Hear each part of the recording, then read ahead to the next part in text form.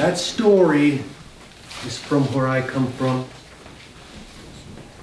The next story is originally called the War of the Eye, or the Battle of the Eye.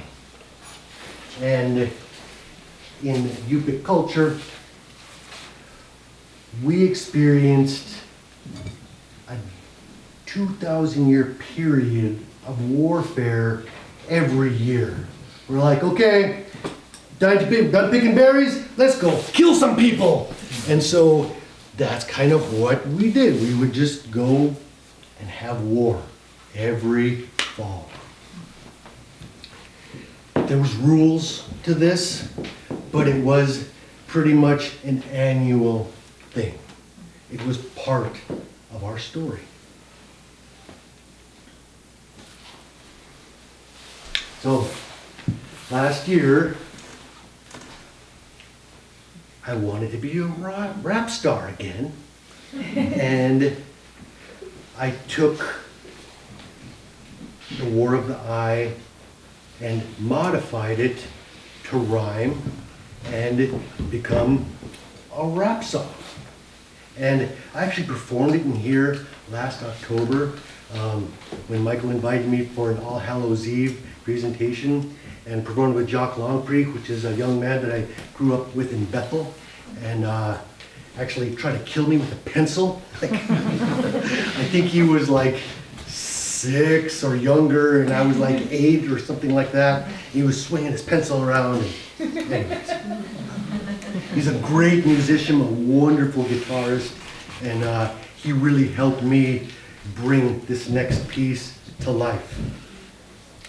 But I'm a hip-hop kid, and I like bass and like nice beats and stuff, and so drums are like a part of where I come from.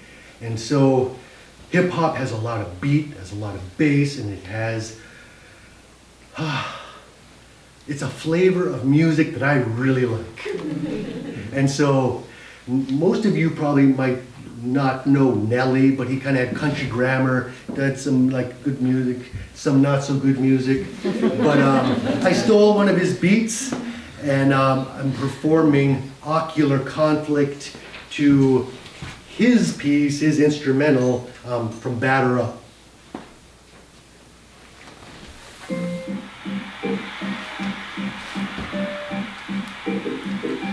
Hanguin Natlini.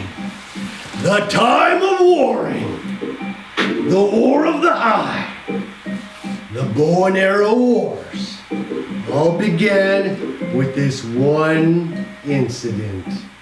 This is that story. Akatamani a long time ago. Here to tell a story about the Eskimo. No, we are the Yupik, so now you know. Sharing our story by rhythm and flow.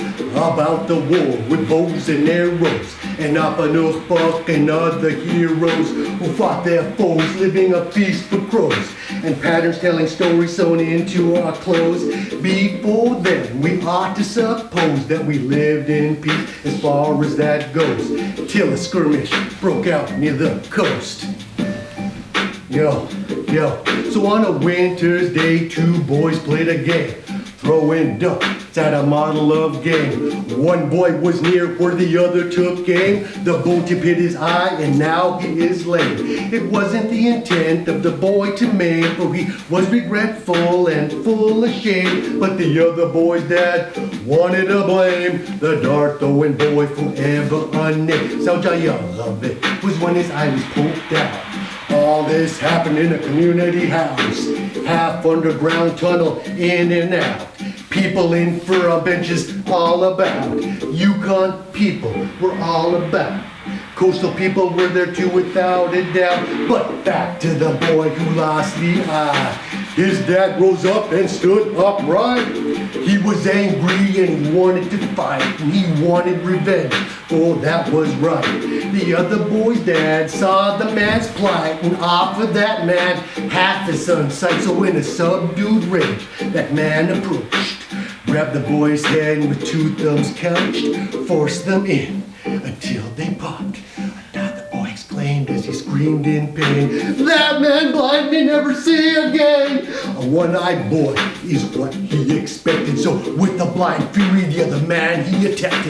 Knives came out, soon it was a slaughter. No man alive, only mothers and daughters. This man killed that man and many others. Hate and fear were born amongst the survivors. So hate and fear grew like a cancer. The war of the eye spread way faster than logic and compassion for each other. Revenge was the motive over and over. Stay tuned because this story ain't over.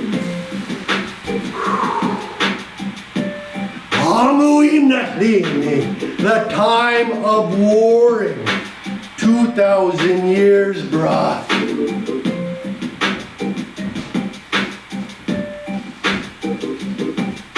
You see, at this time there was a family traveling. Maybe to that very same gathering, the camp nearby saw a strange cloud hovering. The man wanted to see what the cloud was covering, so he set out that day to see the story unfold.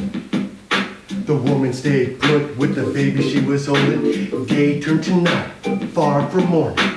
Peeking outside to see the dark was hiding. Looking real hard, but she still couldn't find him. In deep black sky, the stars were still shining. Yet off in the distance, a little cloud was still hovering. And from that direction, something was coming. Low and stooping, something was crawling. Leaking blood, the crawling thing was dying. Dying man began hollering and calling her name.